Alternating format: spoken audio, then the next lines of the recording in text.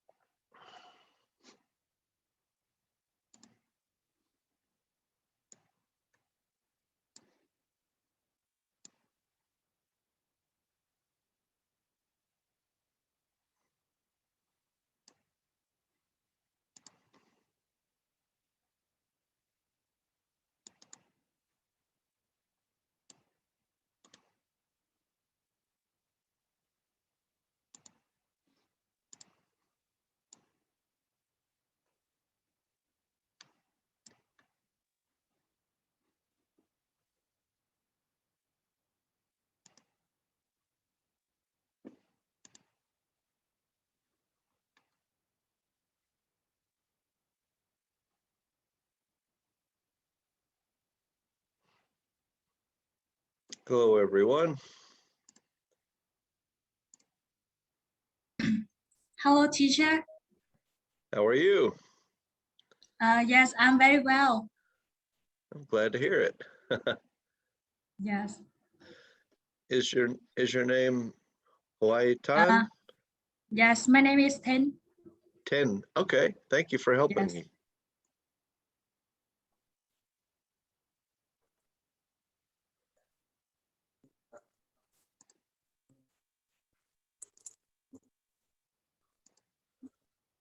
Thank you for turning your camera on. Yes, it's no problem. Good.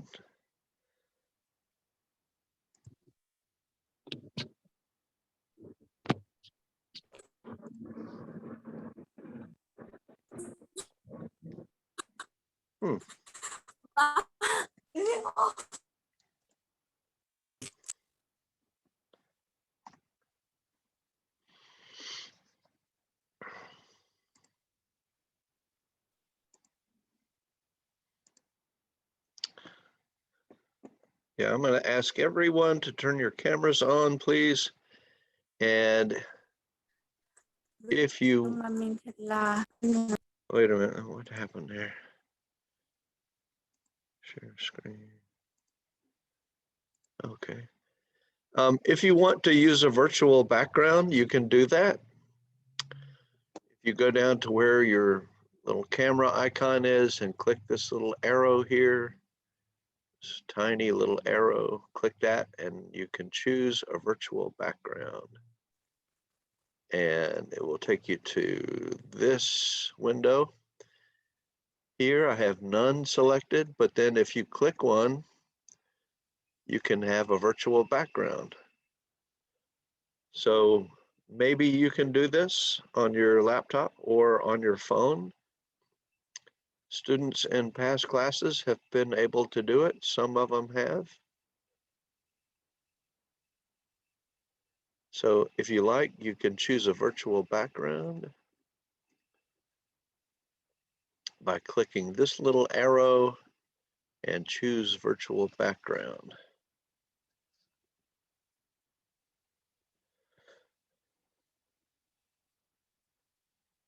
I'll show you what it looks like. Oh, I like somebody's cat there. That's great. Excuse me. Okay, so I can go to the beach. Hello, everyone from the beach. It's very wonderful. The waves are coming in and the wind is blowing the palm trees.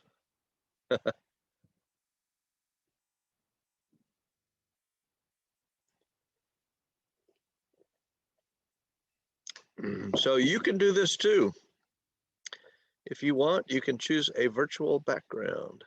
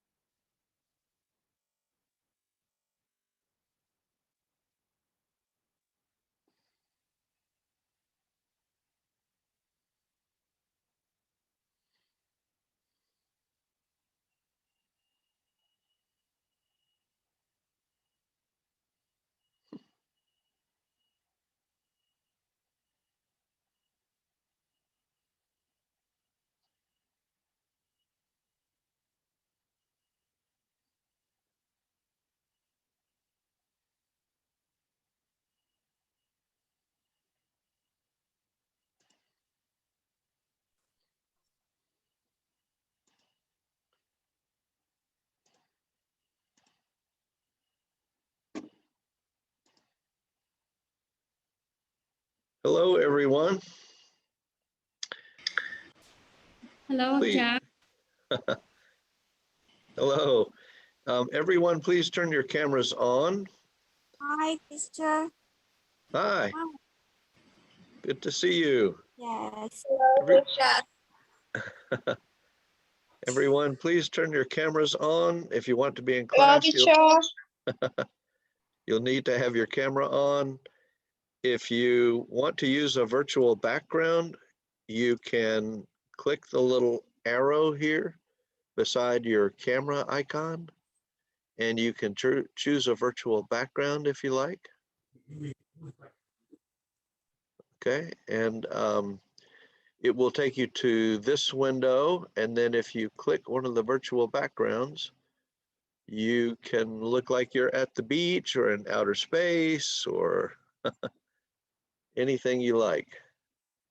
So if you like, you can use a virtual background, but everybody please turn your cameras on.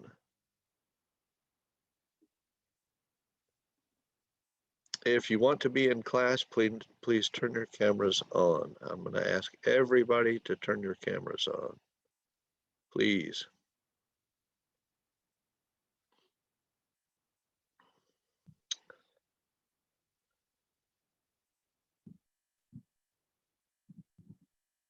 Okay.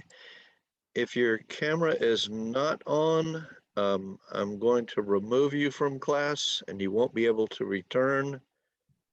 So if you want to be in class, you need to have your camera on, everybody.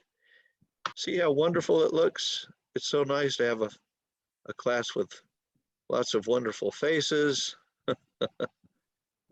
Very good. Yes. Okay, so if you want to be in class, turn your camera on, please.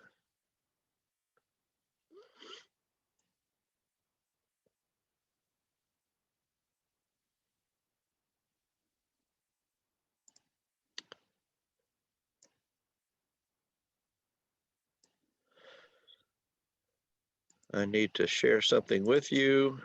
This is saying that I am recording this Zoom session and I will be putting the recording onto my YouTube channel. And this is just saying that you say it's okay for me to do that. Okay, so your face might appear on my YouTube channel. It's just for Hue students. Okay.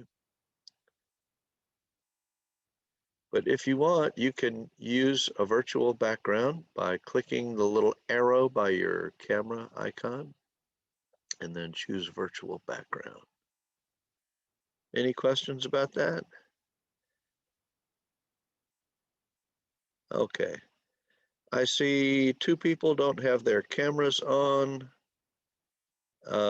If your camera is not on, you are not in class, okay? So if you're in class, make sure your camera is on. Duong Tien Dung, you need to turn your camera on.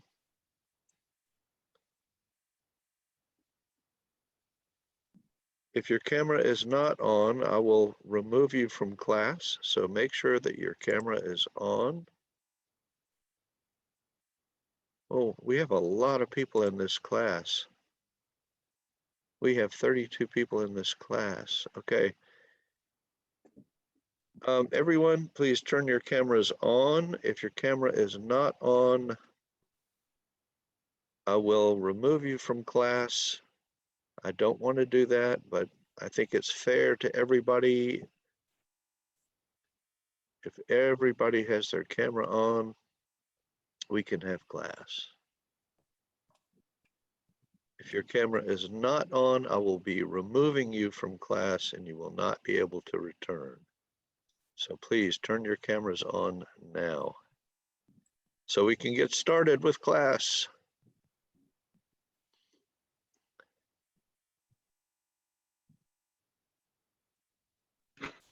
Good, good, good.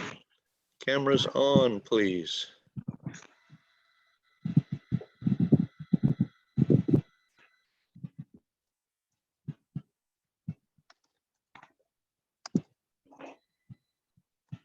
Cameras on, please, everyone.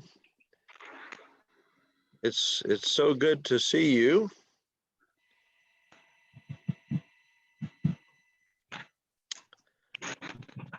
Okay, so most people have their cameras on. So now if I see that your camera is off, I will be removing you from class and you will not be able to return. Okay, so make sure that your camera is on so that I don't have to remove you. Okay, your camera is not on.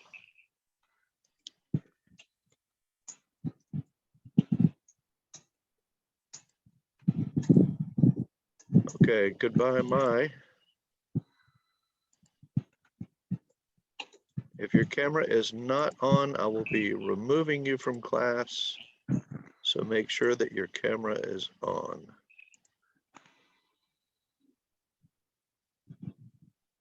Okay, if your camera is not on, I'll be removing you. You will not be able to return.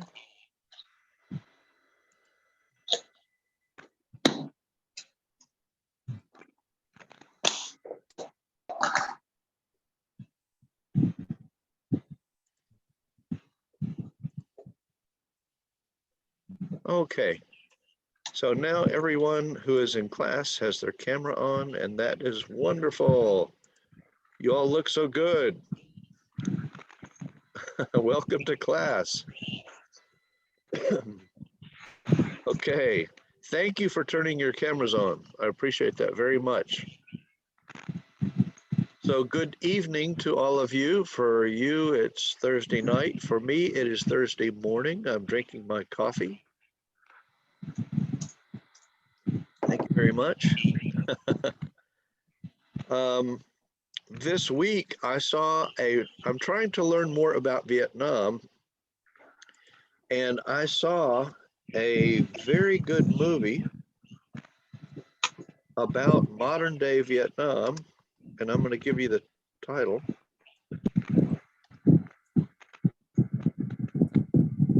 I'll put it in chat.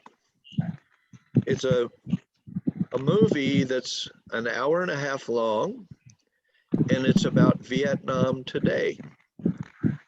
And so I know that you don't need to see a movie about Vietnam, but if you have friends that you would like to show, what modern Vietnam looks like, this movie is a recent movie.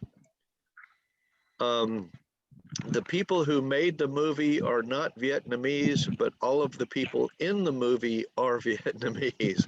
So I think it's a wonderful film. And if you want to see what the rest of the world is seeing in this movie about Vietnam, go take a look. It's called Vietnam Fast Forward. And it says wonderful things about Vietnam. Okay, all good. Okay, so this is a speaking class. If anyone would like to speak, you are welcome to speak at any time. All you have to do is unmute and say, hey, Jack, can I speak? And I'll say, yes, you're welcome to speak.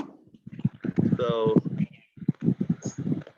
you could talk about your plans for life, like your education, the work that you want to do, the travel that you want to do, the places you want to go, your dreams. If you want to talk about your life, you're welcome to do that. Would anyone like to talk about yourself or your family or your friends or what music you're listening to?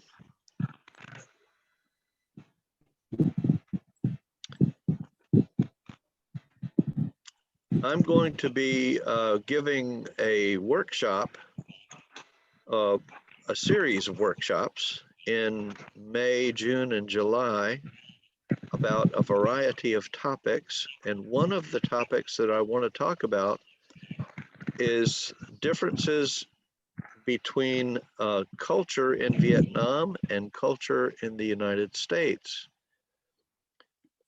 And one of the things that I read in a book, and I've been talking with my students about, is when your parents are scolding you and they're saying, you must do your homework, you must do your, you must go to class, and you are not supposed to look at your parents in the eye.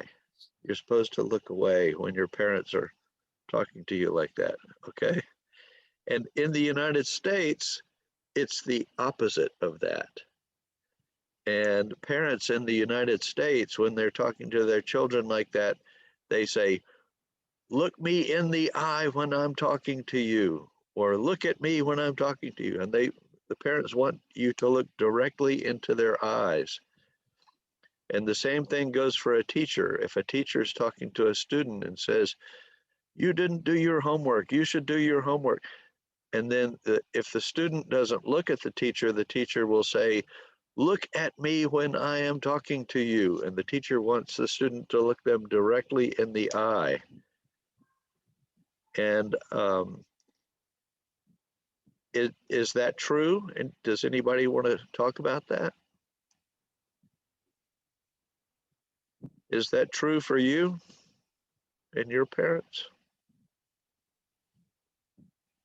You should look away when they're talking to you, when they're scolding you? Anybody want to say anything?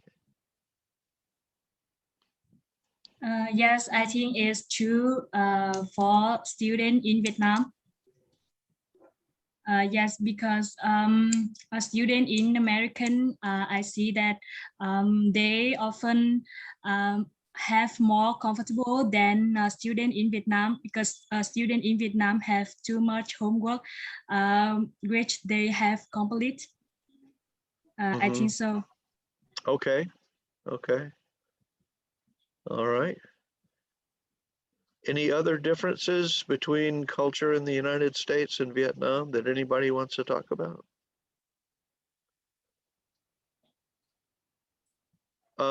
Who would like to study English in the United States? Would you like to study in the United States?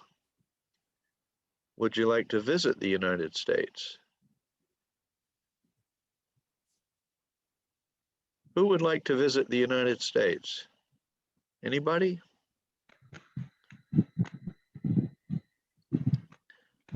Okay.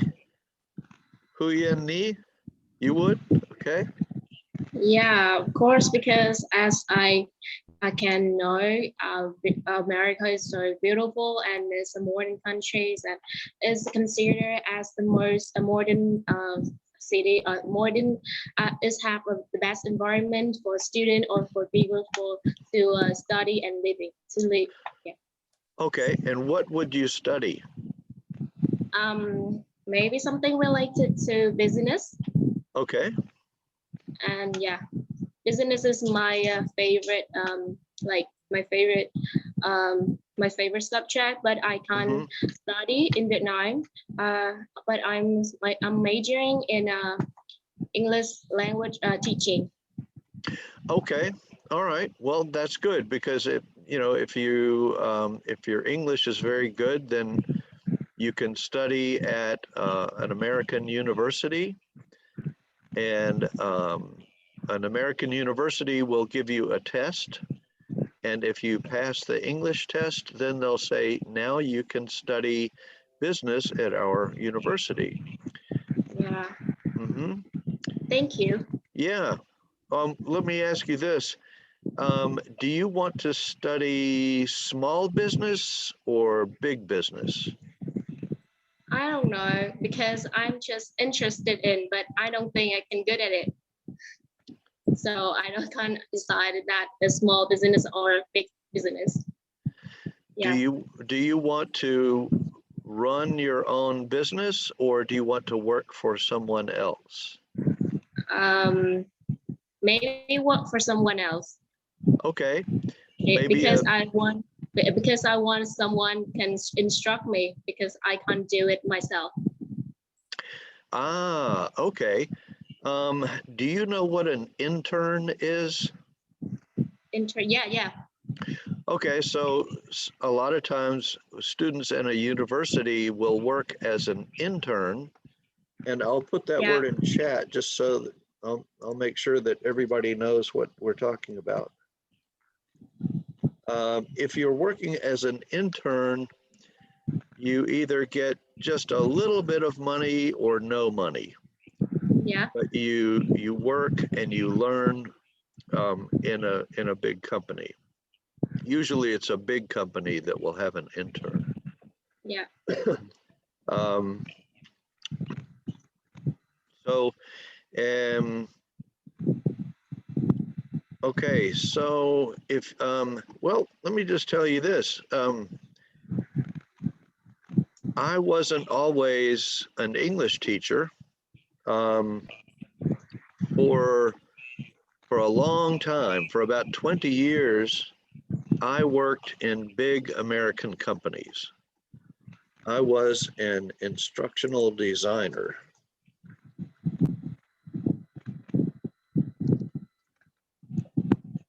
Okay. Just because if you want to study business, I can talk to you a little bit now about American business. My first job when I got out of college was I was a German teacher. And I was a good German teacher, but I wanted to do something different. And so I went and got a master's degree. And just so that I'm only telling you this just so that you can kind of see the possibilities in the United States.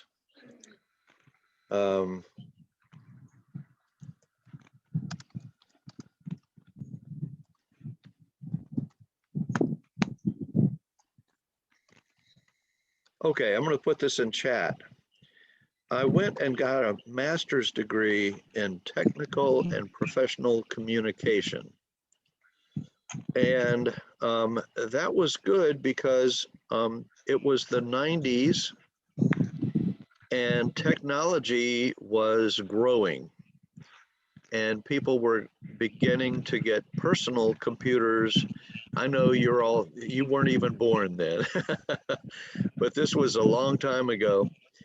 And computer technology was booming. And so I wanted to be I wanted to be involved with technology. So I learned to use what I already knew about teaching, because I was a German teacher, and take my teaching to use technology. And at that time, companies needed teachers, but they didn't call them teachers. They called them trainers for adults. I'll put it in chat. So I went from being a teacher to being a trainer. So I was still a teacher. It's just that in an American company, they call it a trainer. So Nee, when you get your degree in English and you are going to get some experience teaching, you can use your experience as a teacher in an American company, and you could become a trainer. Yeah. Or you could become an instructional designer. Okay. Yeah. Thank you. Yeah, most of the training in American companies today is online. So instructional designers today make their training so that it can be delivered by either a computer or video or something, multimedia. And so I went from being a school teacher. I taught high school and college. And I went from being a school teacher to working in American corporations. And I worked for some very, very big American corporations. You've heard of IBM, right? IBM. Yeah. I worked for IBM Let's see. You've heard of Coca-Cola? Oh, yeah. I worked for Coca-Cola. I worked for some of the biggest corporations in America. So what you can do is you can take the skills that you learn at college now and you can use them in many different ways. Okay. So being an intern is one way. Do you know the English expression to get your foot in the door?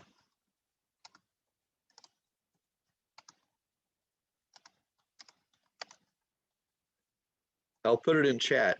This just means you need a way to get started, right?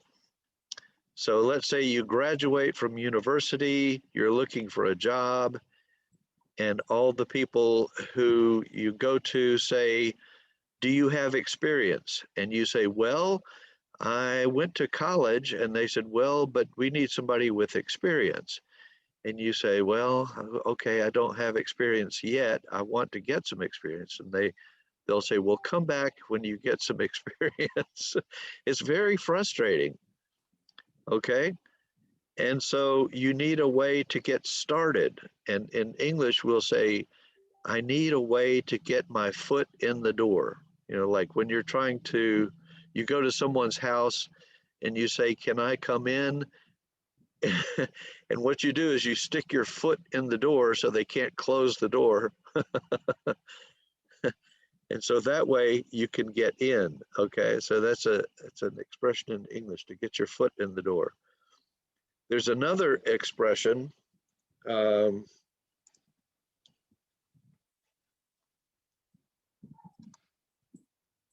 another expression, catch 22. The expression comes from a book, but a catch 22 is like when you say, I want to be a teacher, and the employer says, well, do you have experience? And you say, no, but I want to get experience. And they say, well, we need somebody with experience. So you don't have experience, so you can't get started. It's like a catch 22. It means it's not logical. There's no way to get started. Okay.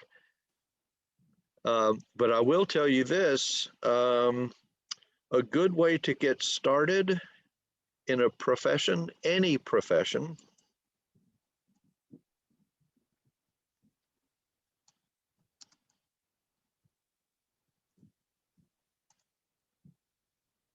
okay, I'll put this in chat. If you're trying to get started in a profession and you don't have experience, but you want to get involved somehow, you can go to a professional association. And usually you'll pay some money and you'll go to a professional association, but they will have meetings. And you can meet people who work in that profession, and you can learn about the profession. You can learn about job opportunities and things like that. So let's say, let's take a, let me close a couple of things and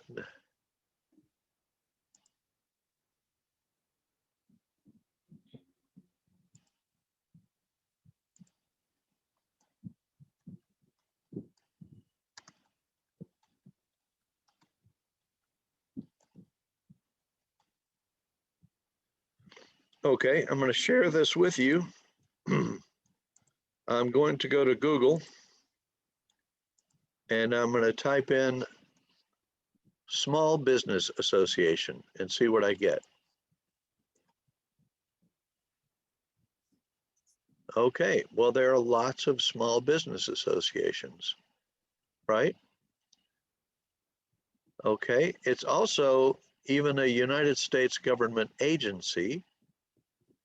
And so if you want to find one in your city, let's say you're in Miami. Okay. So you can find a way to go to the Small Business Association in Miami, okay?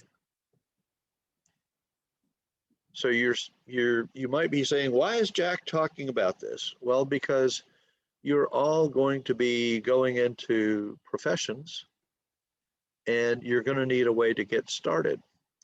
And one of the ways to get started is to join a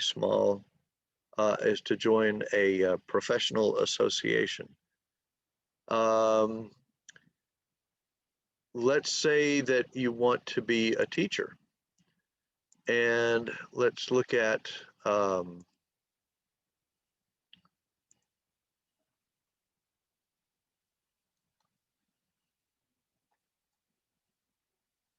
Teachers Association, okay? And let's say we want to do that in San Francisco.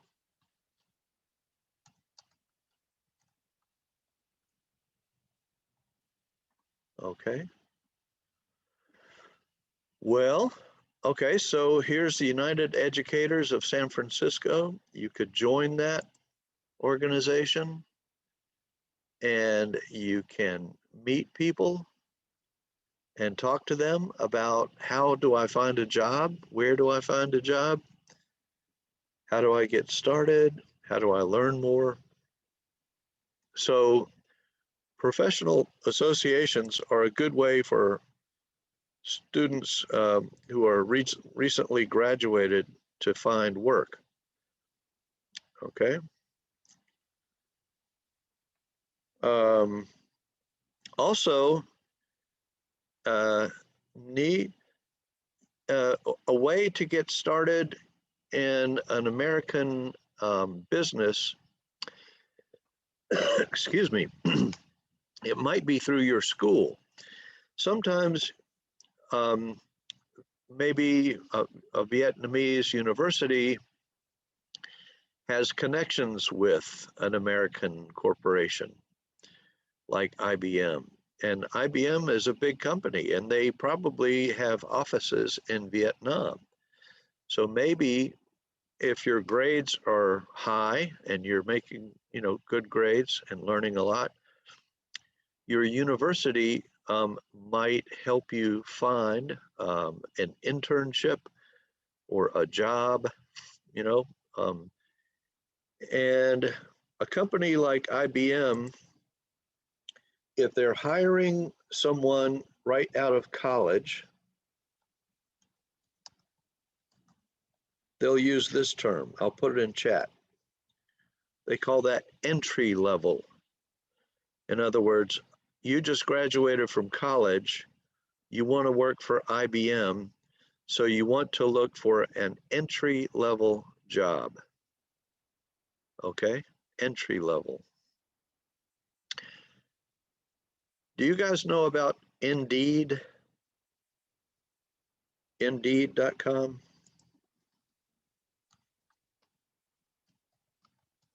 I'll put it in chat.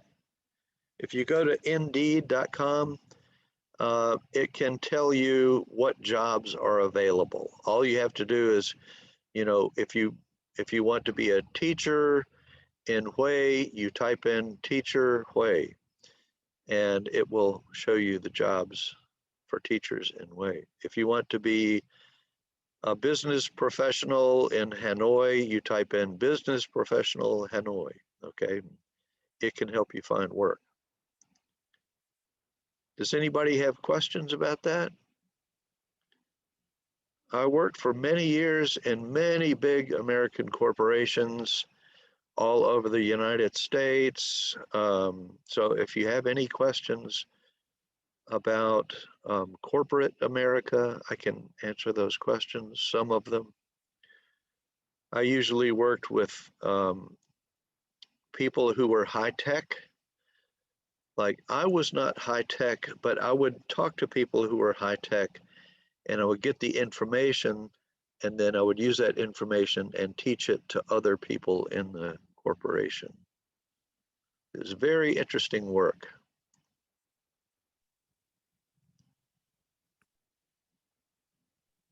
How many of you want to be a classroom teacher? How many of you want to teach in a classroom? Anybody? I have to kind of scroll to see everybody.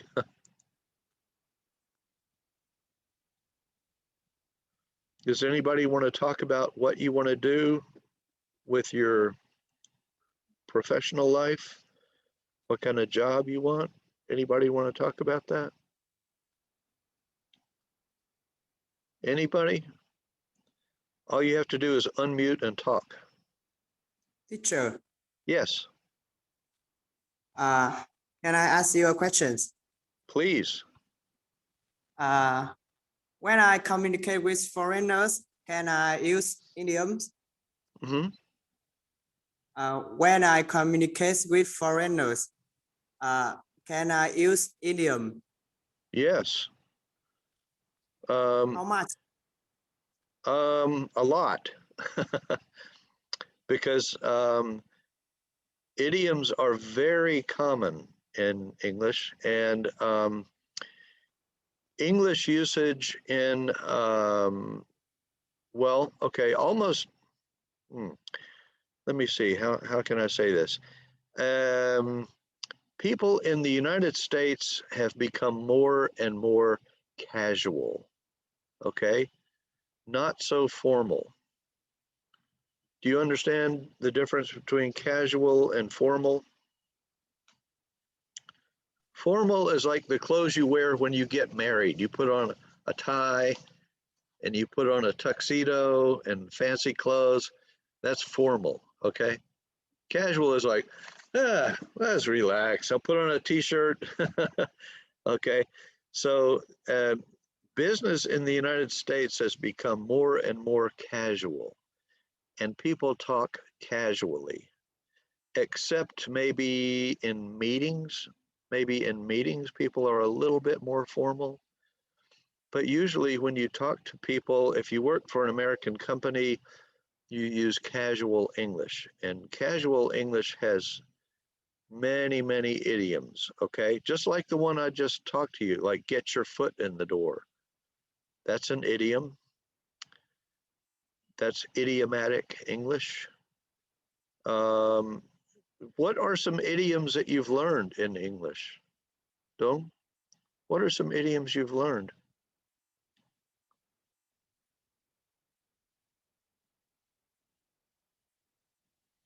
Tell me some idioms that you have learned.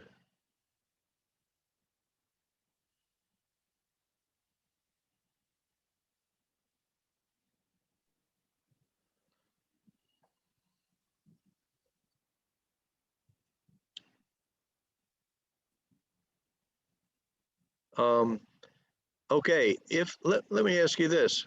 Anybody can answer. If you want to encourage your friend and your friend is having a difficult time with something, and you want them to keep trying and not give up, what could you say to them in idiomatic English to say keep trying? Does anybody have any ideas? You want your friend to keep trying, so you say to her,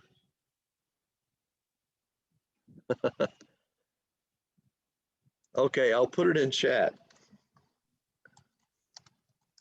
Is weather a storm? Yes, okay, that's a good one. Weather the storm. Yeah, okay. I like that. That's good. If you want to encourage your friend, you could say, you can weather this storm. Okay. Okay, so you could also say, I'll put it in chat, hang in there. Hang in there. Okay. You could also say, you know, hold on or hold on tight. Hang in there, kid. You can do it, right? You can do it. You want to give them encouragement. Everybody understand that word? Encouragement. When you say to your friend, you can do this, hang in there, weather the storm. You are telling them you can do this. Okay, that's encouragement. Never give up. Good. Okay, I like that. Very good. Never give up. Yes. Okay. All right. Here's another thing you can say.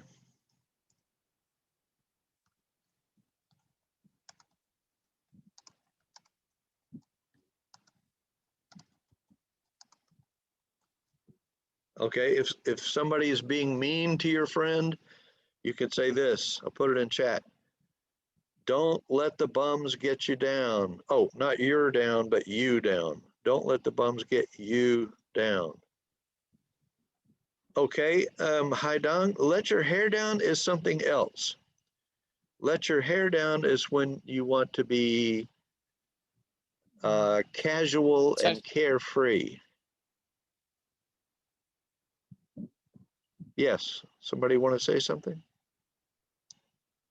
Keep moving forward, okay. That's kind of a little more formal, but yeah. You could say give it a try means doing something for the first time. Okay, go for it. Yeah, okay. Usually that's when you're doing something for the first time. Like if you're gonna go parachuting, if you're gonna jump out of an airplane with a parachute, you might tell your friend, go for it. Give it a try. Okay, try hard or try harder means that somebody is already trying and you're encouraging them to keep trying. So you might say, keep trying. Okay, these are good. These are good. All right.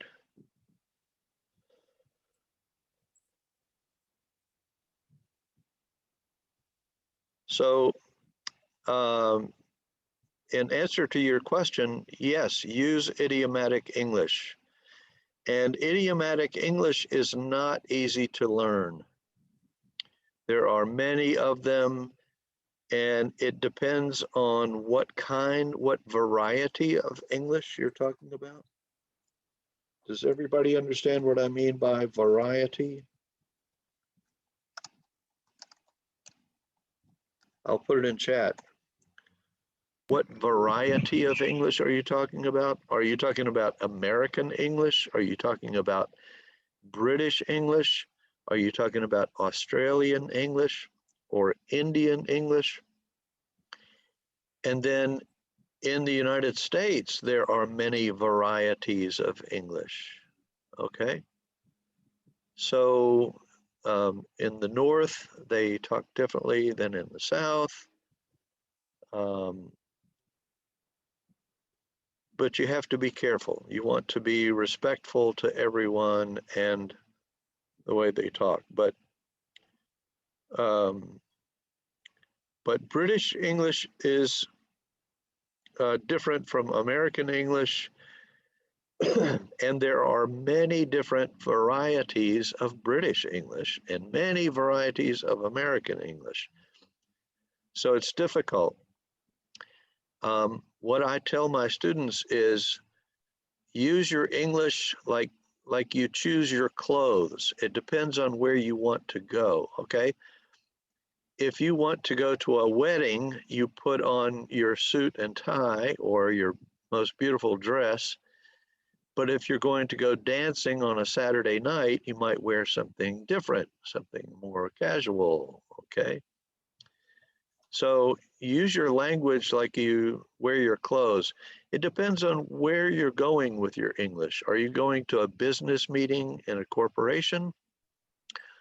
or are you going on a date with somebody? Okay, you'll use different kinds of English for those things. But it's fun, it's interesting, and I encourage you to learn American idioms.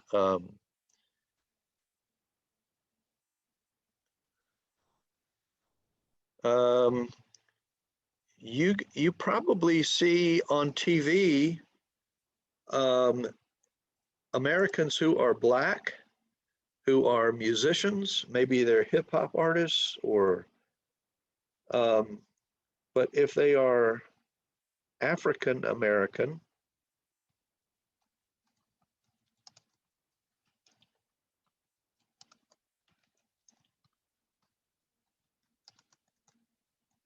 okay, I'll put this in chat. It's also called AAVE, African American Vernacular English. This is a type of English spoken by Black Americans, okay? And their type of English is just as good as other types of English. And they use it when they are talking to other African Americans. And if you want to learn more about African American vernacular English, put it in Google or put it in YouTube. And there are YouTube videos about African American vernacular English. Okay. Any other questions? Teacher, Yes. can I ask you questions? Mm-hmm. Is there a way to make my essay longer? That's the wrong question. The better question is, how can I make my essay better? Not longer. Oh yeah, sorry. Yeah. Here's something. Okay, so I'm a professional writer. I'm a technical writer. And one of the things that I have learned is that people don't like to read, okay? If you're writing an academic essay, that's one thing. But when you graduate from college and you go to write something, you have to remember if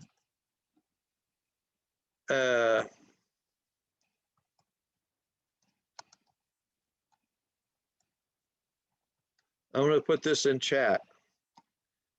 Have you guys heard of the KISS principle?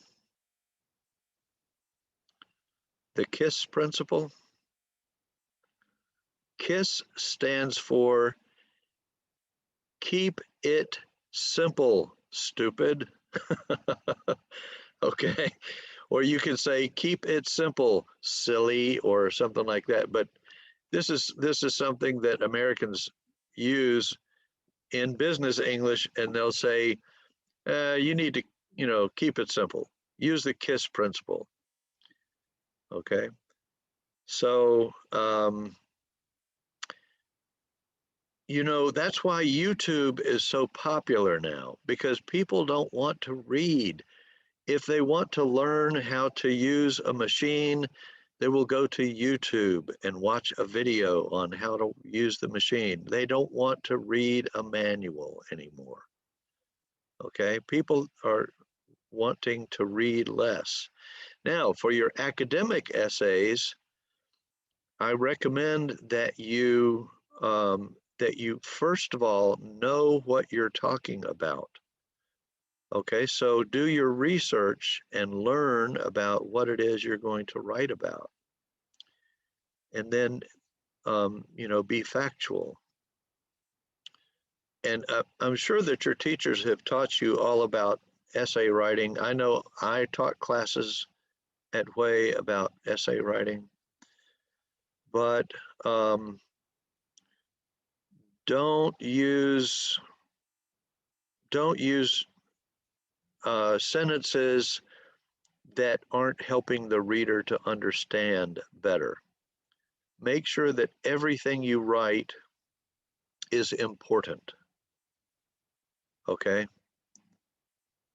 So I know that, I mean, I just got a master's degree in ESL about a year ago. So I know what it's like when your professor gives you an assignment and says, you know, write an essay, 2,000 words. Okay, I know what that's like. I've been a teacher and a student. So what you want to do is you want to make your professor happy. I know that. So you write, you know, as close to 2,000 words as you can, but make sure that the quality of what you write is good and informative and important. First of all, you need to know what you're talking about. Know your content. Any other questions?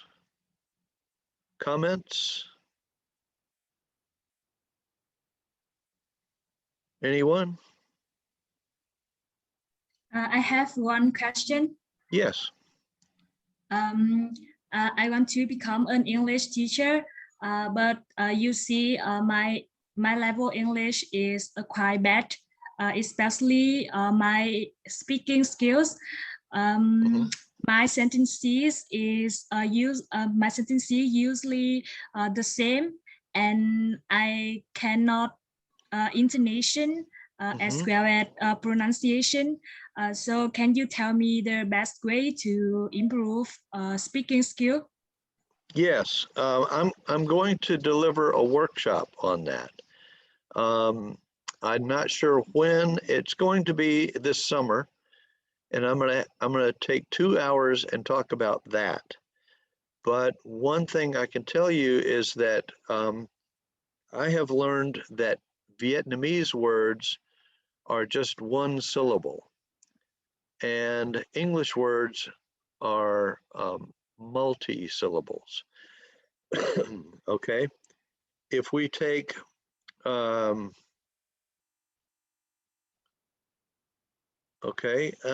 let's see. Let's take the English word. Okay, I'm saying this in English now. I'll put it in chat. If I say the word Vietnam, how many syllables are in that word? 1, 2, 3, 4, 5. How many syllables in that word? I think it's 2. Well, we have V, et, nam. So 3 syllables. Yes. Vietnam. Okay, so 3 syllables, and only 1 syllable gets the stress. So am I saying Vietnam, or am I saying Vietnam, or am I saying Vietnam? Which one?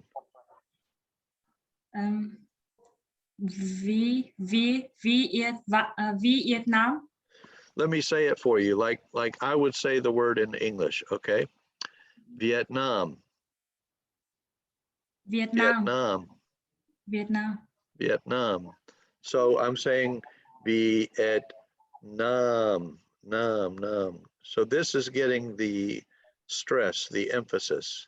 Vietnam. Yes, Okay. I understand. Yes. Okay. So let's talk about the word America.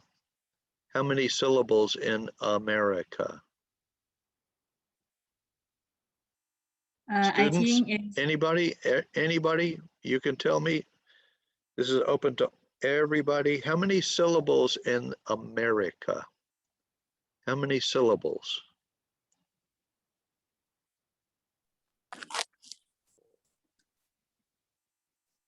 Okay, somebody I think said 4. America. Okay, 4 syllables. Where is the emphasis? Where's the stress? I'll say it for you. America.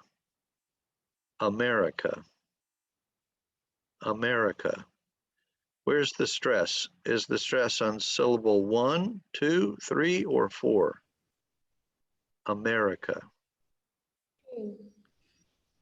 Okay, good, Two. good. Okay, let's see. America.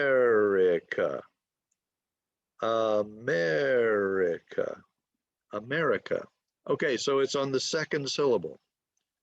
Good. Somebody got it? So that's what you have to do is learn that in English, you're going to have words that have more than one syllable, and you need to find out where the stress is. But then you also, in a sentence has inflection more than in Vietnamese. So if I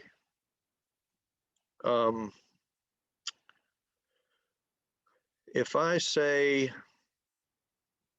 a sentence like,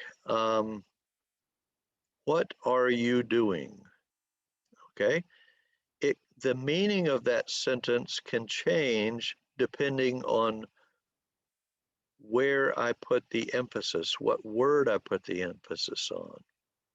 Okay, if I say, what are you doing? That's different from what are you doing? Or what are you doing? What are you doing? Okay, so English is kind of like music, and you have to learn where to put the emphasis. So I hope that you come to the workshop about how we really speak, okay, how English really sounds. I think that's what I'm calling it. It's kind of like casual English. Does everybody understand this? I'll put it in chat.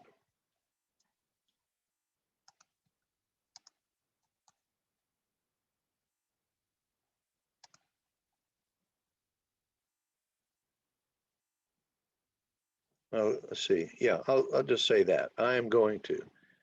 Everybody look in chat. Does everybody understand I am going to? Okay. For example, I'm going to eat lunch. That means I will eat lunch, right? I'm going to. Okay, so now I want to tell you how I might say that in casual English.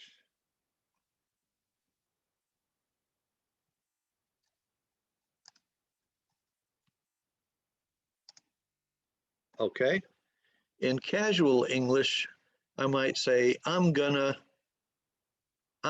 eat lunch. I'm gonna eat lunch, okay? Gonna. So this is like casual English. It's not slang, it's casual English. It's how we really talk. Okay, so when, like your question was about how to sound more natural. Well, of course, I'm an American, so my variety of English is American English, and that's what I can teach best. But as an American, I would say, I'm gonna eat lunch, okay? Meaning I am going to eat lunch. I can even make that shorter and more casual.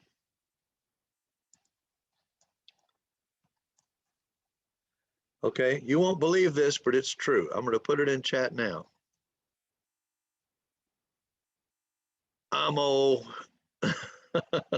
Amo. That means I am going to. I'm gonna eat lunch. Okay, so these are things that you learn either in a class like this, or when you come to the United States and you're in a restaurant or you're talking to people in your school or something, and you hear somebody say, amo, that means I am going to. Okay. I'm gonna make an A in this class. So that's casual English. It's not slang, it's just very casual. It's how we really talk. Okay. And if you ask somebody this question,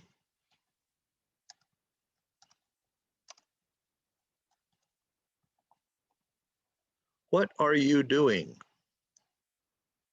What are you doing? Okay. In casual English, it might sound like this.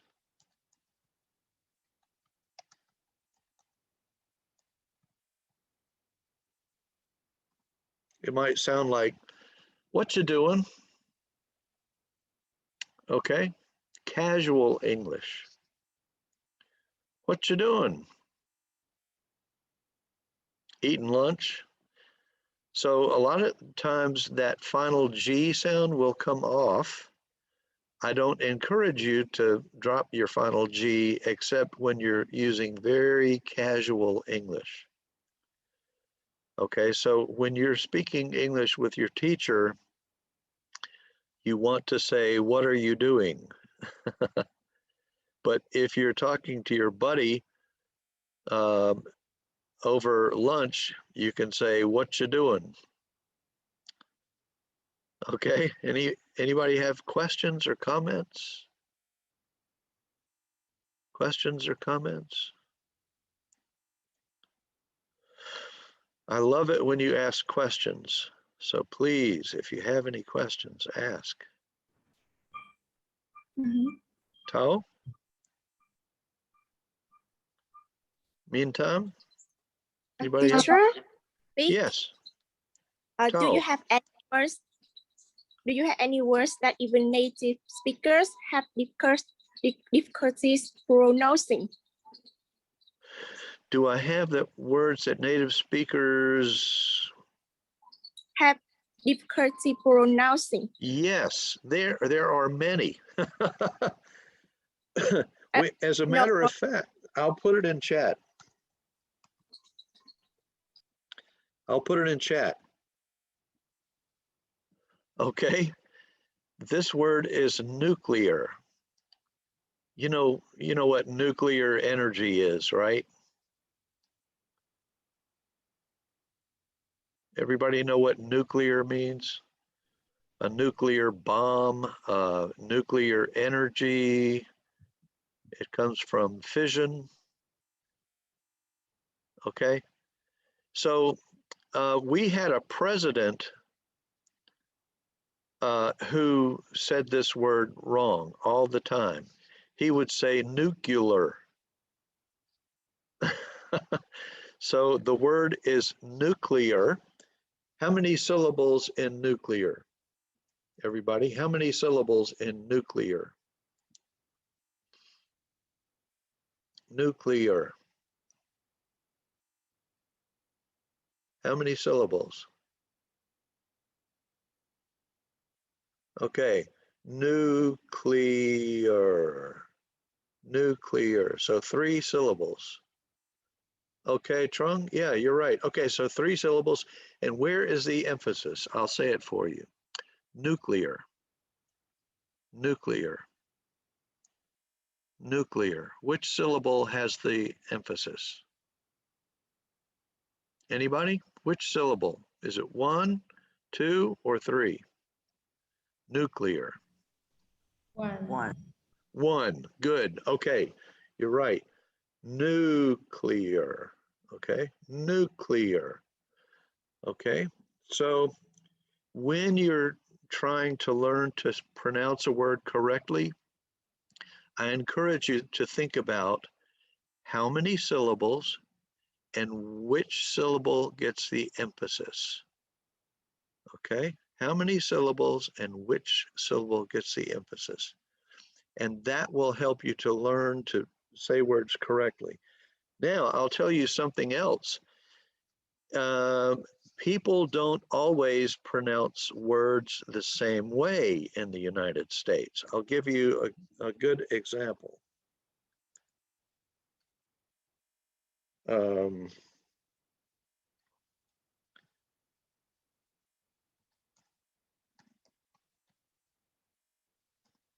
okay. Do you know this word?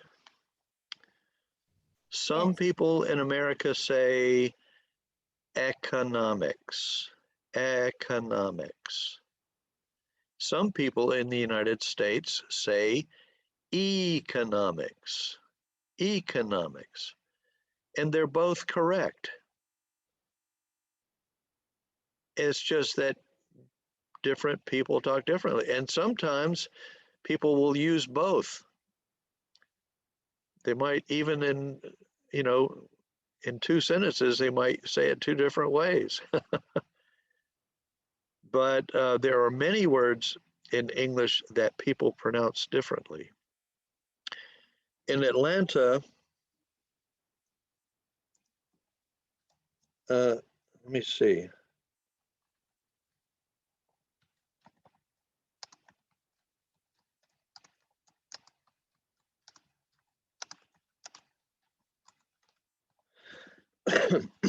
Okay, look in chat. Okay, so I'm in Atlanta, down in the south of the United States. And the way I say this sentence is, I parked my car by the river. And my R is called a rhotic R. That's a new word for you for today, a rhotic R. A rhotic R is okay? Parked, car, river, okay? In Boston, in the north of the United States, the way they will pronounce this sentence is, I parked my car by the river, okay? That's Bostonian English, English from Boston. I parked my car by the river, okay? And in Atlanta, I would say, I parked my car by the river. Okay, so those are two varieties of English. Okay, it's time to take a break. Let's take a 5-minute break. I'll put it in chat. 5-minute. And when we come back in 5 minutes, you can ask me any questions you want, okay? Take 5 minutes. Yes.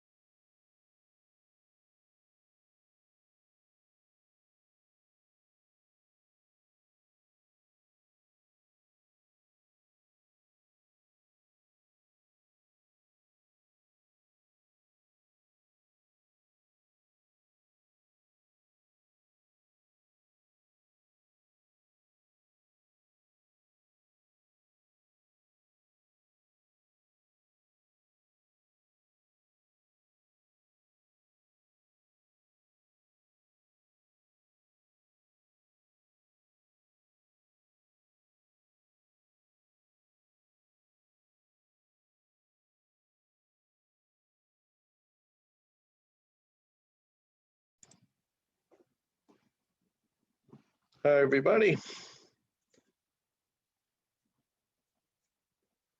What is the weather like in your hometown today? I can show you.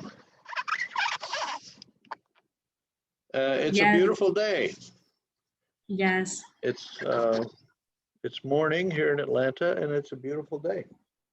Yes. The sun is shining. What We is had- the temperature? It's warm. It's a little bit cool today because it rained for 3 days, but Yes. it's warm. Yes. It's okay. comfortable to sit outside. Yes. Very good. What about in Hue? Yes. In my hometown, is very hot. Very hot. Okay. The temperature is 40 degrees. Oh, okay. That is hot. Yes. Okay. It will get 40 degrees in Atlanta later in the summer, in June and July, August. Yes. It gets very hot here. Yes. Okay.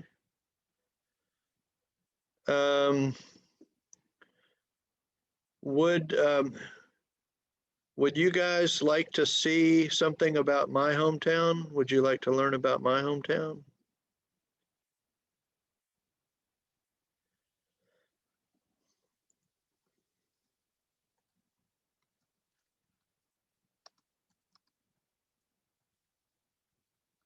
Okay, everyone turn your cameras on, please.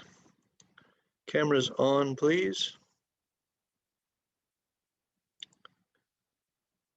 Everyone, please turn your cameras on so you can be in class.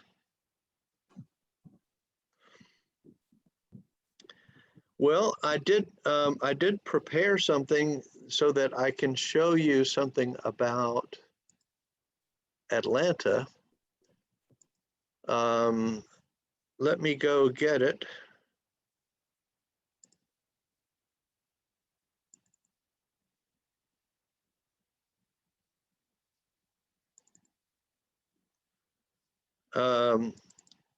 First, I want to show you a picture that I like a lot. Let's see.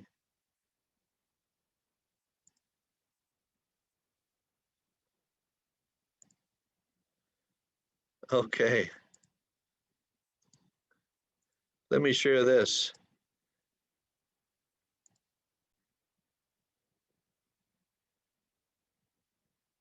Can you see the picture? Yes. Who is this? Yes. Who do you think this is? Your friends or your relatives? They're my relatives. They're my sons. They're my sons. They are twins. So handsome. They are twins. So this is Casey. Casey was born first, and Mackenzie was born 11 minutes later. So Casey is 11 minutes older than Mackenzie. Okay? They're twins, but they're not identical twins. They are fraternal twins, not the same. They look different. Okay? And this is Mackenzie's sports car. It's a Chevrolet Corvette. It goes very fast. And he is very proud of his sports car. He bought it with his own money. And they are 32 years old. So I'm very proud of them.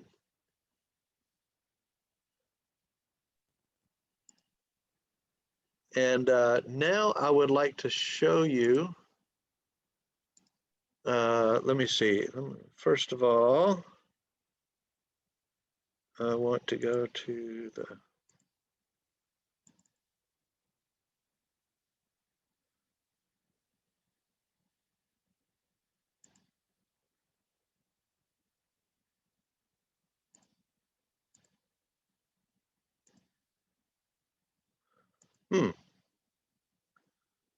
Okay, Zoom is acting a little weird right now, so I apologize.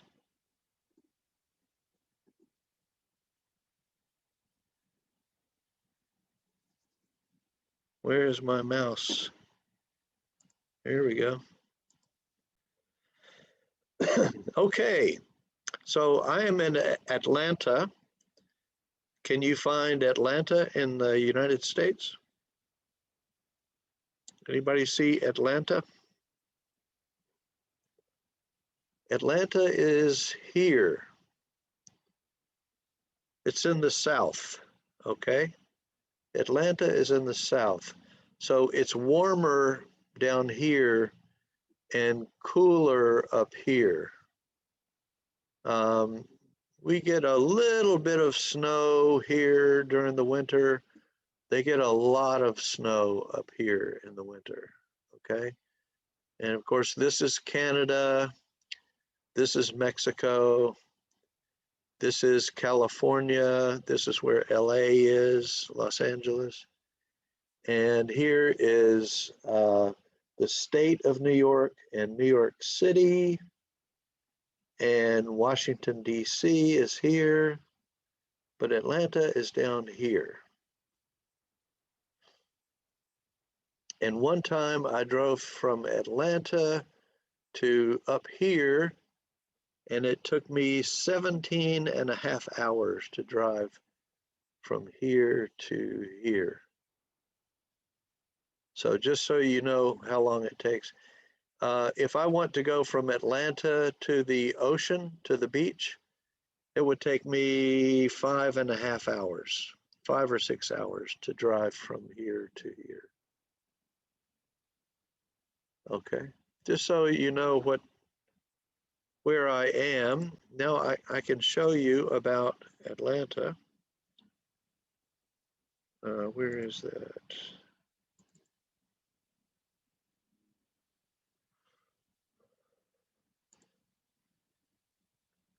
Okay.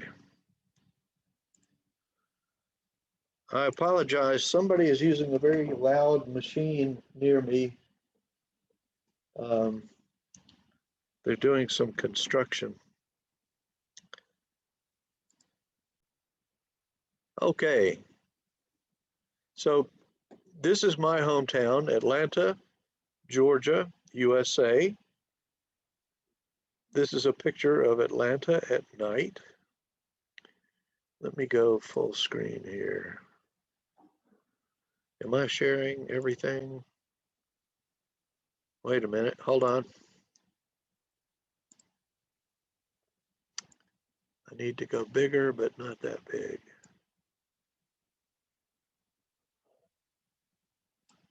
Okay, now I can share. Oh.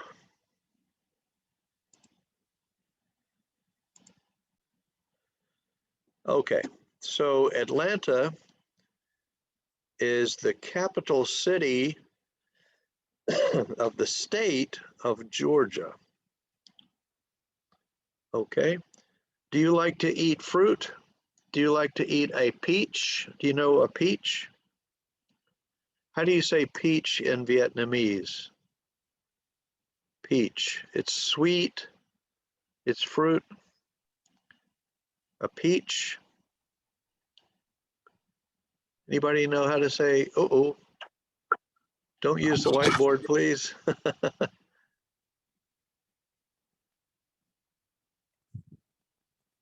Oh, I guess I'll have to stop and clear the whiteboard. Watch out when you use the whiteboard.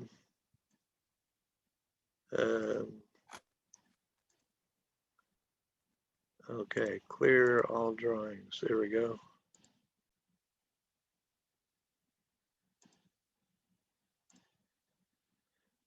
How do you say peach in Vietnamese? Đào. It's quả đào. Okay. Okay, well, peaches grow in Georgia, a lot of peaches, a lot of peach trees. And so it's called the peach state because so many peaches grow here. So let me show you the geography of Georgia. we have mountains in the north. In the south, no mountains. It's low and flat and hot down here. And Atlanta is here. Here's the beaches. We have beaches in Georgia. It's on the Atlantic Ocean. And this is downtown Atlanta. Atlanta is a beautiful city. We have many tall buildings, but we also have many trees, a lot of trees. Let me close that, it's distracting me. Okay, so we have, this is a park in downtown Atlanta. It's a big lake and trees. Here's another view of Atlanta. These are the expressways that go through the city. This is downtown Atlanta.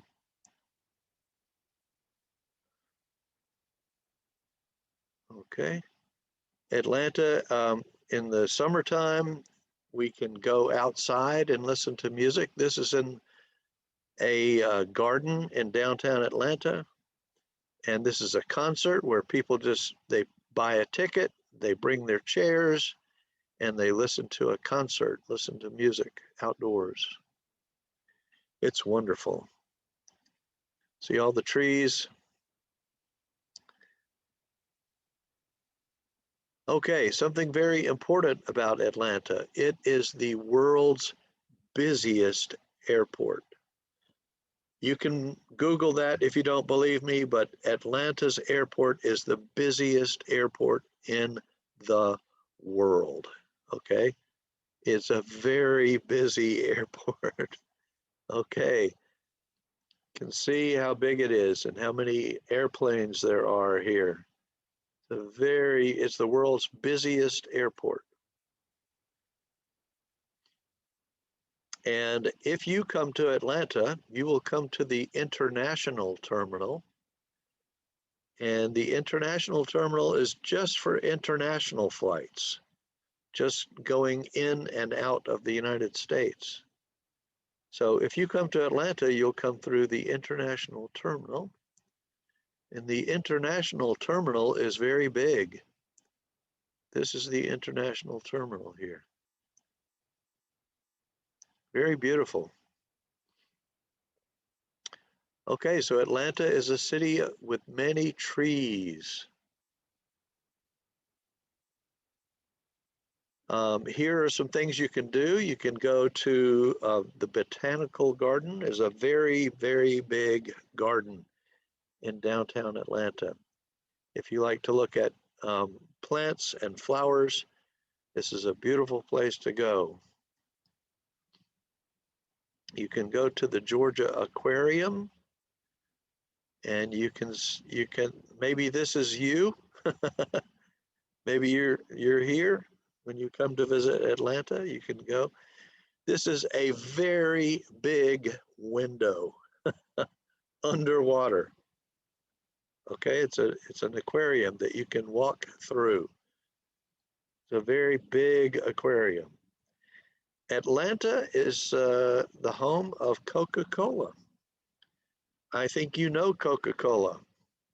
Maybe you like Coca-Cola. Coca-Cola comes from Atlanta, from my hometown. This is where Coca-Cola was born, and this is the world headquarters for Coca-Cola. This is a museum for Coca-Cola that's in downtown Atlanta. You could buy a ticket and go in, and this museum is called the World of Coca-Cola. It's in Atlanta. As a matter of fact, I worked for Coca-Cola. Okay, what about this? Coca-Cola in Vietnamese. All right, so let's go into the world of Coca-Cola.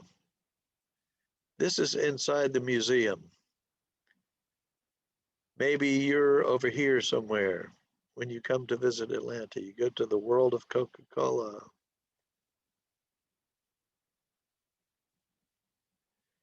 Atlanta is the world headquarters for, or the national headquarters for the CDC, which is the Centers for Disease Control and Prevention. Very important health organization.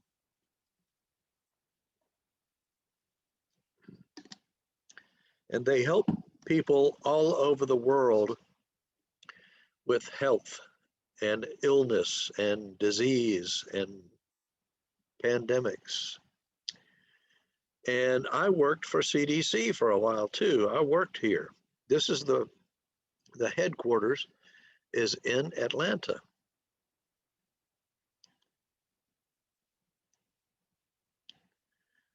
Have you ever heard of Martin Luther King Jr.? He's a civil rights leader. He came from Atlanta. He gave the speech, "I Have a Dream," meaning that all people are the same. We are all equal. I have a dream that someday we will all have peace.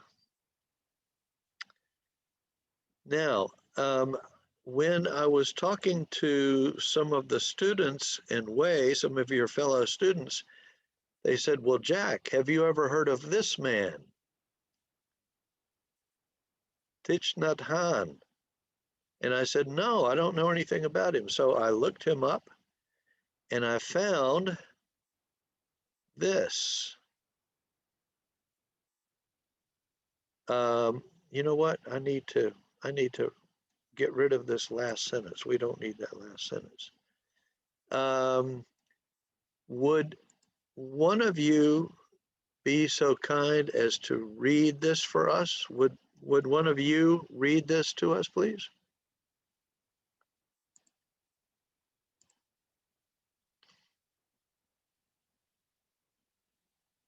Would one of you like to read this out loud to us, please?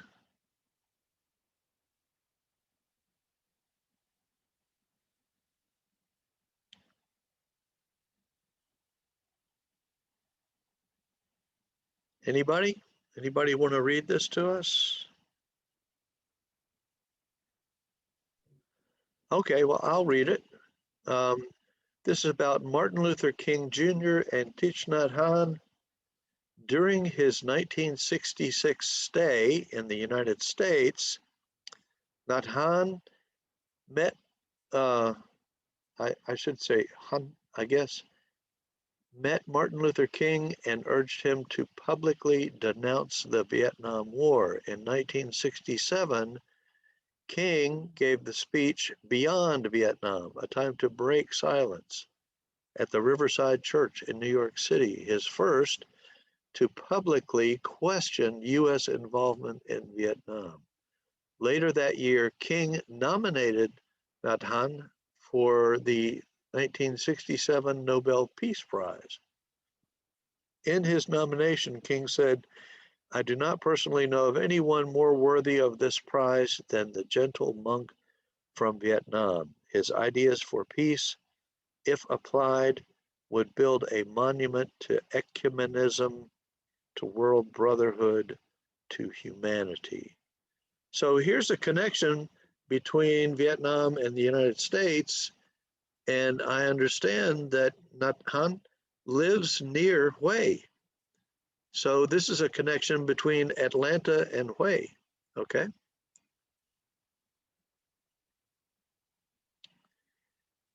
Okay, we also have this museum in Atlanta. It's the National Center for Civil and Human Rights.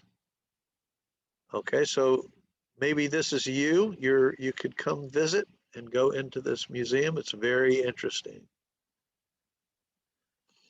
Also, Atlanta is the home of CNN.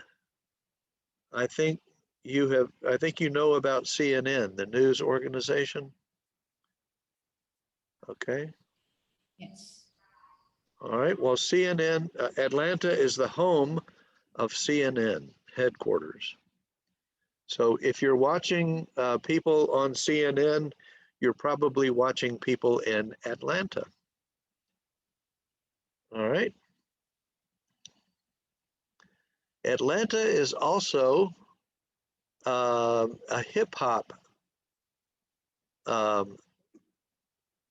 It's very hip hop is very popular in Atlanta. So if you know anything about hip hop, and I don't know a lot about hip hop, but maybe you do, but these are all hip hop artists from Atlanta.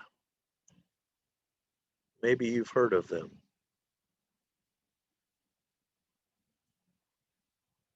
Okay. So here's something about the nightlife in Atlanta.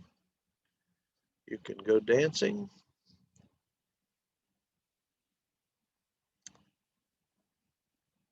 Have a lot of fun at night.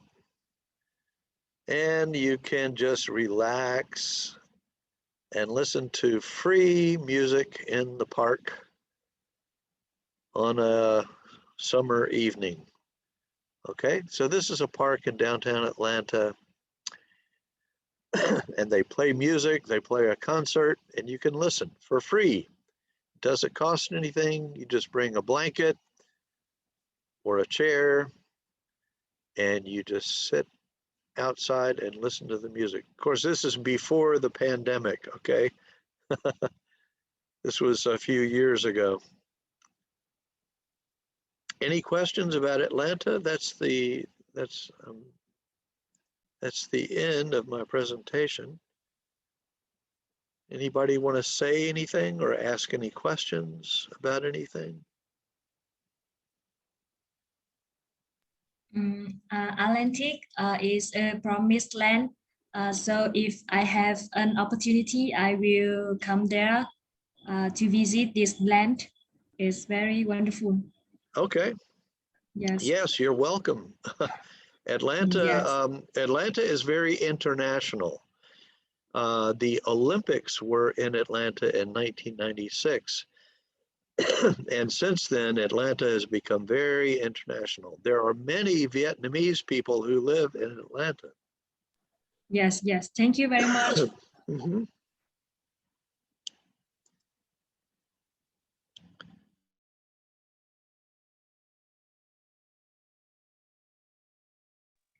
How long have you lived there, teacher? I will just say that I was born here and I have always lived here, Okay. except when I was traveling. Or And when I how many was countries? How many countries have you traveled? all over Europe. Europe. Yeah, I was a German teacher for a long time. When I was young like you, I was studying German at the university. And so I went to Germany a lot and German speaking countries like Switzerland and Austria. But I also went to Paris and I went to Amsterdam. I went to Sweden, but mostly in Germany. But I have never been to Vietnam. I would love to go to Vietnam.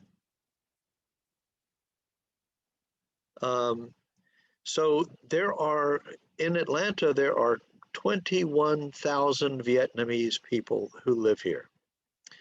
So we are lucky because we have many good Vietnamese restaurants.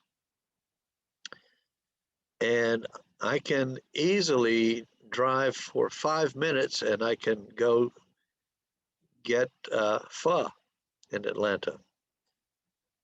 My favorite is pho ga.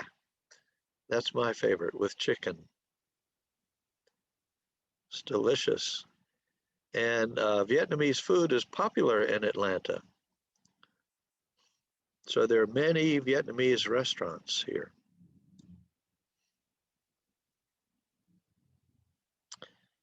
Okay, would you guys like to play a game? Would you like to play a Kahoot game? Yes. Okay, let's do that then. Let me go. Wow, this is getting to be ridiculous.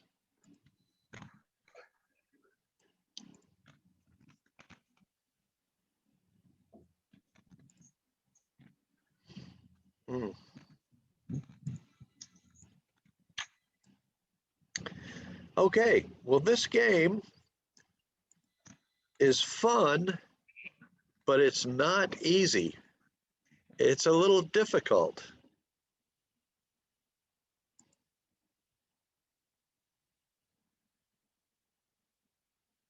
It's a little difficult.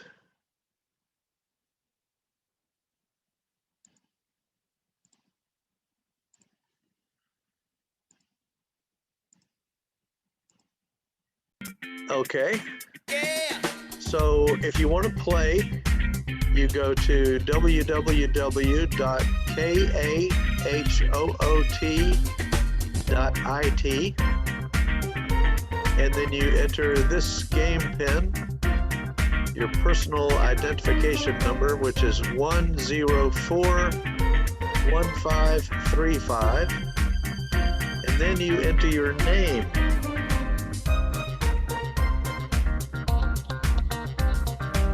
So you go to kahoot.it, enter this number, and then enter your name. Okay, good, neat.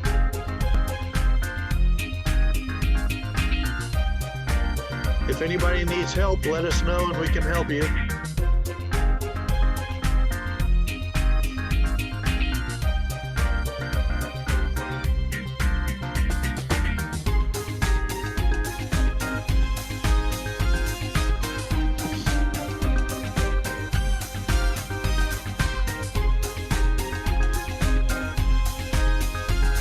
Everybody, join in.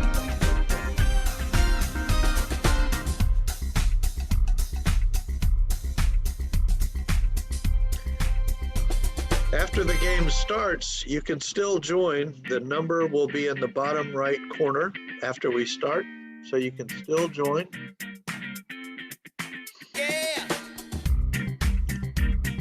Come on, everybody, go to www.kahoot.it. Enter your game pin and then your name. Good, good. All right.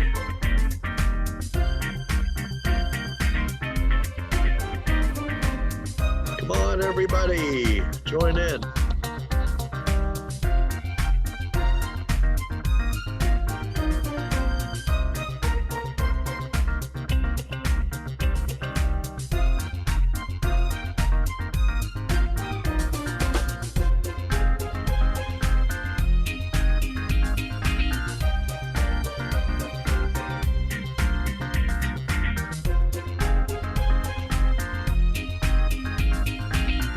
Come on, everybody.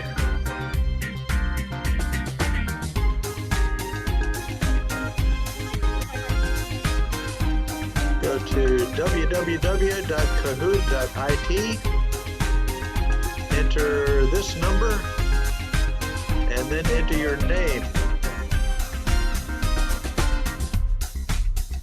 Okay, when the game begins, the number will still be in the bottom right corner, so you can still join. Come on, everybody.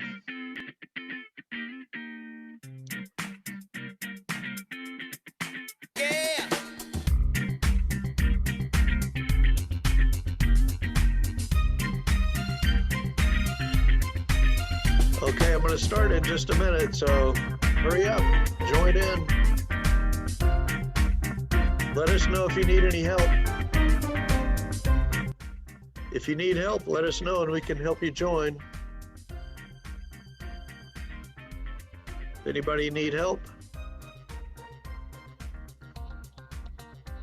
Okay, well, when I start the game, the number will still be in the bottom right-hand corner.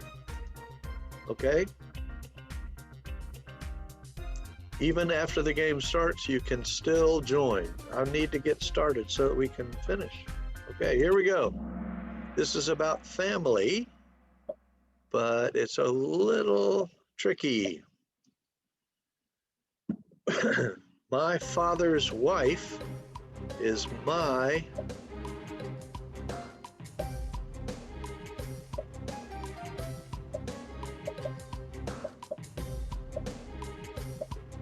My father's wife is my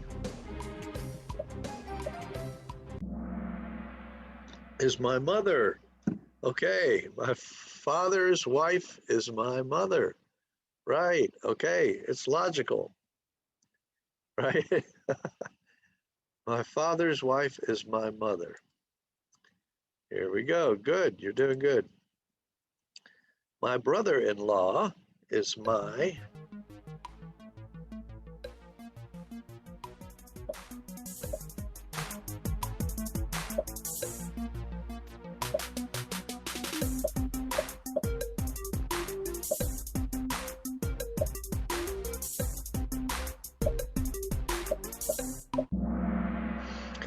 brother-in-law is my wife's brother. So in-law means through marriage.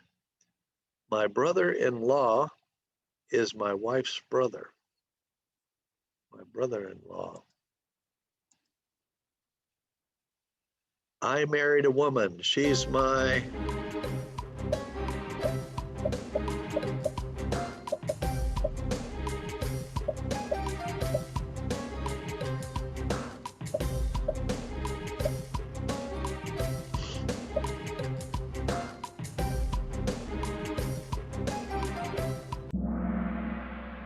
she's my wife. Good. Okay. Good. My grandmother is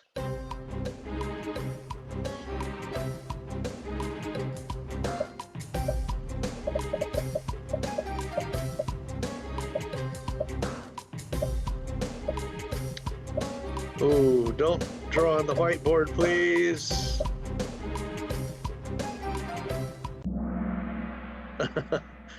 You guys don't draw on the whiteboard, okay?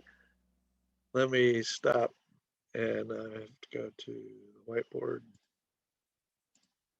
And I gotta clear the whiteboard, clear all drawings. Okay, now we can go back. Yeah, try not to draw on the whiteboard, you guys. That'll make problems. Okay, so my grandmother is my mother's mother.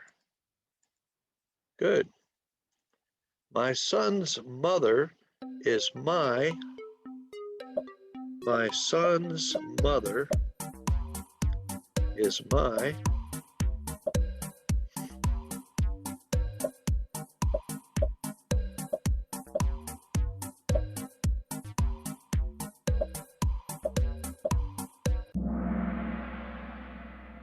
wife. My son's mother is my wife. My son's mother. Okay, here we go. Okay, mine is the highest climber. All right, good. My sister is my father's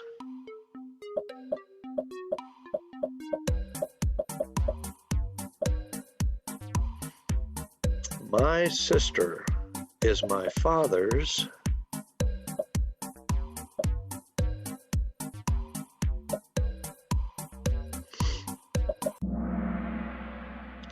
My sister is my father's daughter. All right, good. My husband's mother is my husband's mother is my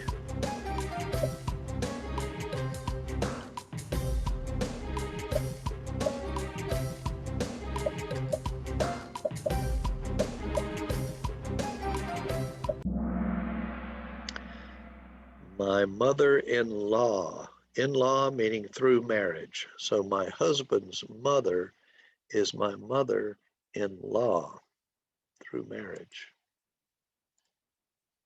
Okay, my wife and I have a child. She is our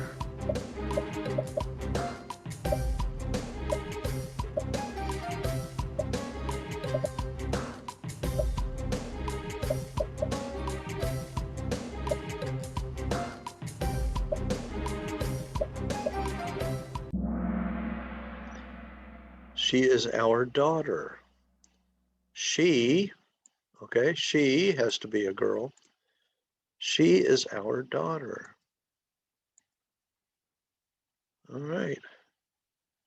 My wife's father is my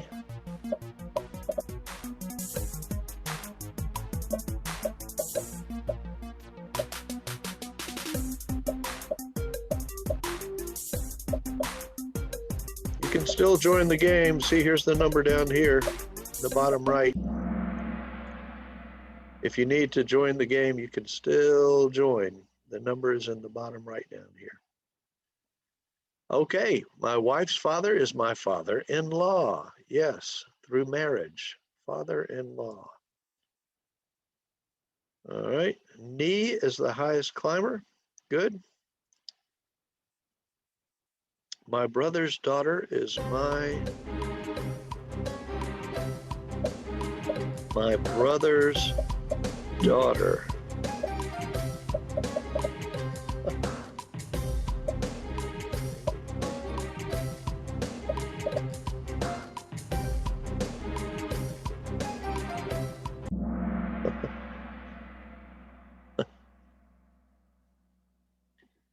I just I turned my head because a bird was pecking at the window, and I looked out, and it's a baby bird. It's a baby bird. He's just learning to fly. Interesting. Okay. Okay, my brother's daughter is my niece.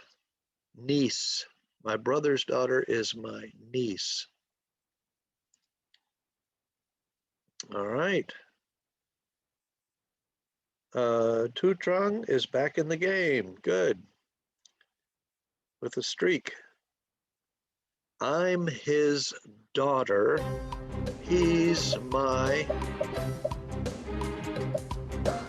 I'm his daughter. He's my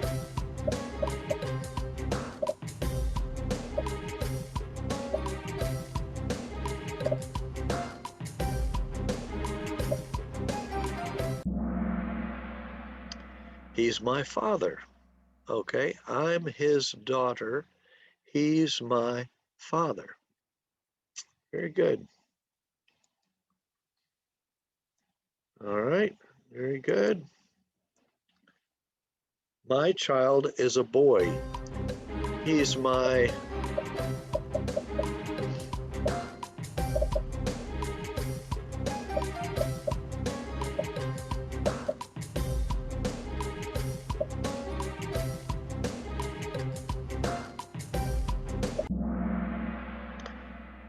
My child is a boy. He's my son. My son. Okay, most people got that one.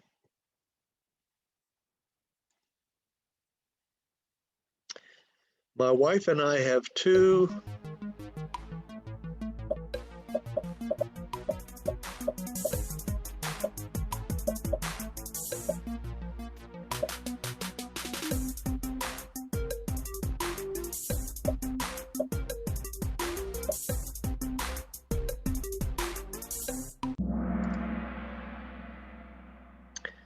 My wife and I have two children.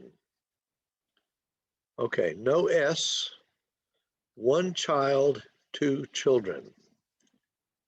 Okay, two children. Good, good. My is the highest climber. All right, that's good. My sister's son is my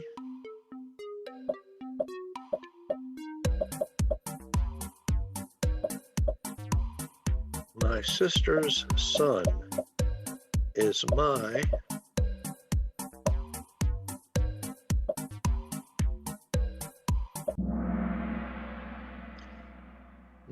nephew.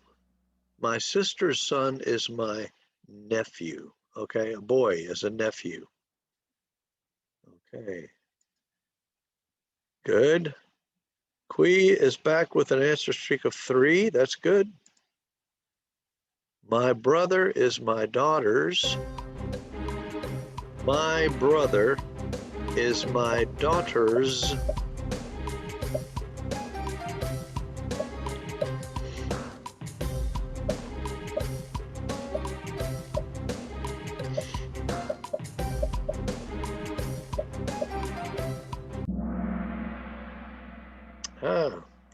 My brother is my daughter's uncle.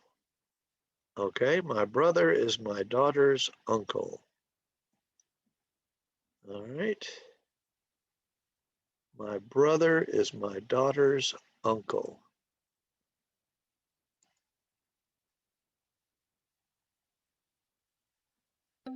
My brother's daughter is my,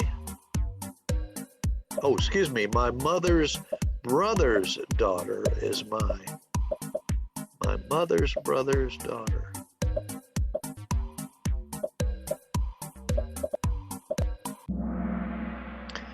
My cousin. I'll tell you something easy about English. It's cousin for a boy and cousin for a girl. It's the same. So if it's a boy or a girl, both are called cousin. C-O-U-S-I-N. Cousin. Tom is back with an answer streak of 3. Good. All right. Oh, it's getting competitive here. Okay. This is the last question. I'm her nephew. She's my.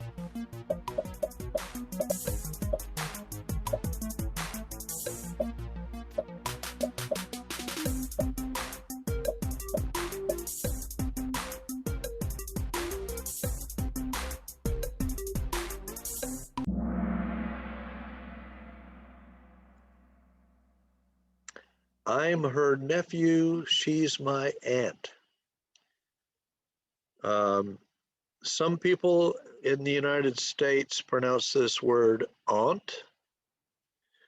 Me, I say ant. It sounds just like the insect. Ant. Okay.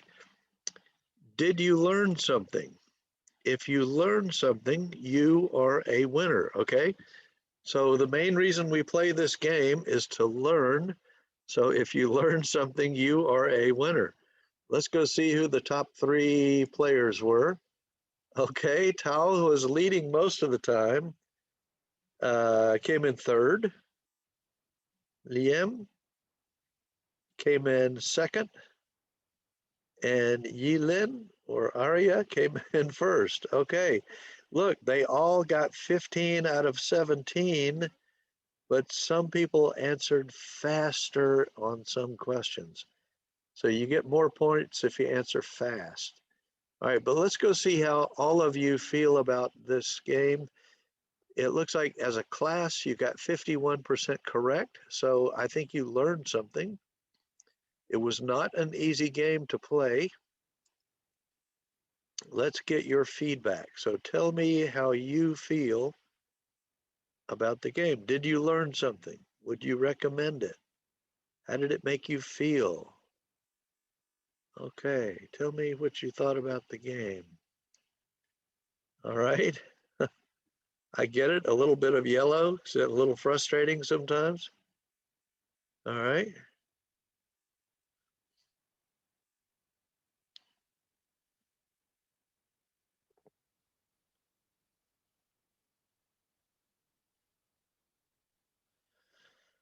Okay.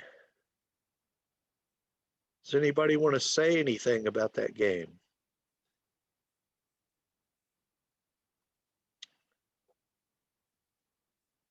It was a little tricky, a little confusing.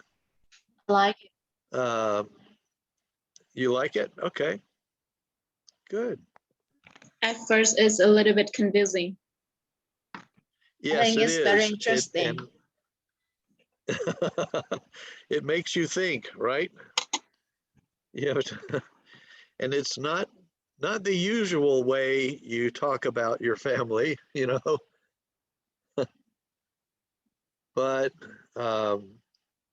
It definitely makes you think.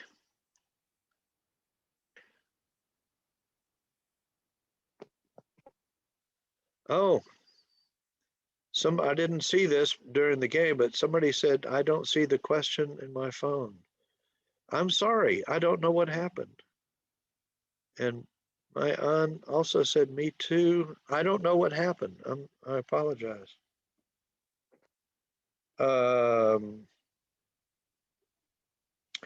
There is like, okay, so when I turn on the Kahoot, we can play the game, but if I don't have it turned on, you can't play it. So you can't go back and play it again because I'm going to be turning the game off.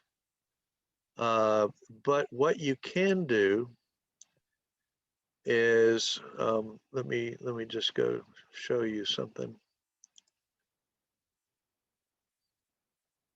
Let me share this. You can go to Kahoot.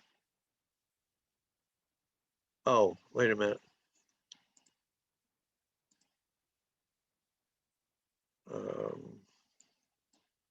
Ah.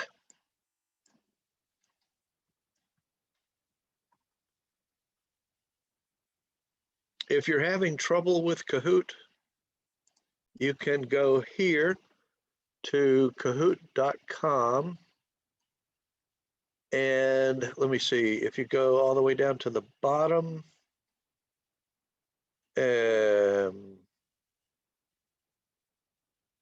you can learn about how to use Kahoot here. Oh, here it is. You can go to the Help Center and get help with Kahoot. Okay, so I'm clicking on it. Okay, so here is where you can get help. Of course, you don't have to pay for this. This is something that I pay for.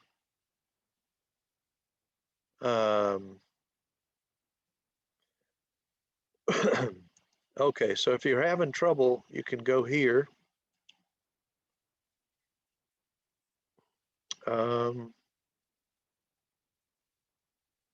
Well,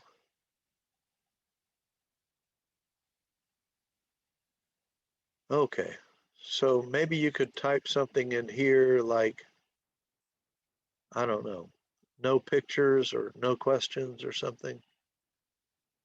But you could try going to kahoot.com, not .it, but .com. And you can learn more about it here. By the way, Kahoot is free. You can make these yourself if you want to. It's free. And for 30 days, you can get anything you want for 30 days. After 30 days, you can't get everything, but it's still free. So it's free if you want to use it. If you have like little brothers and sisters and you want to play a game with them, you could do it. And let's see, does it support Vietnamese? Let's see. I think I saw that somewhere here. Well, anyway, you can try it. It's free. All you have to do is you have to create a login, username and a password, but it's free. You can use it. You can play with it. These games that I'm playing with you are games that I made for you. Okay. All right. Anybody have any questions? I think I'm going to go to the beach now. Okay. Teacher, I want to ask you one question. Yes. I know that at the weekends you will finish the class people in Vietnam, right? I will be with the students in Vietnam until the end of July. Yes. And how do you feel when you will finish the class? I will miss you. Yes. Yes. Yeah, It's I very good. especially like it when students turn on their cameras and talk with me and ask questions and give me comments. Yes. Thank you very much. Thank you, everybody. It's time to say goodbye. So goodbye from the beach. I will. Bye from my room. Okay. Goodbye, teacher. See you later. Goodbye, everybody. Bye-bye. Have Thank a you. good It's day. been an honor and a pleasure. Thank you. Bye. Bye. Bye. I will miss you so much. I will miss you too. All right, but I'll still be here until the end of July.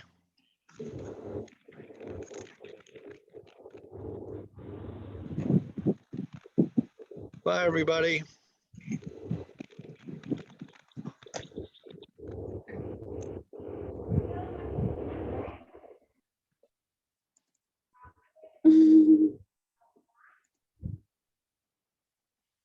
Bye.